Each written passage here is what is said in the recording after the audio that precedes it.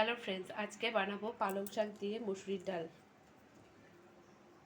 তার জন্য প্রথমে পালং শাকটাকে ভালো করে ধুয়ে নিয়েছি। মুসুরির ডালটা সেদ্ধ হতে দিয়ে দিয়েছি। পেঁয়াজ রসুন লঙ্কা কেটে নিয়েছি। কড়াইয়ে তেল দিয়ে দিয়েছি। তেলটা গরম হয়ে এসছে, পাঁচফোড়ন আর শুকনো লঙ্কাটা দিয়ে দেবো। পেঁয়াজ আর রসুনগুলো দিয়ে দেবো।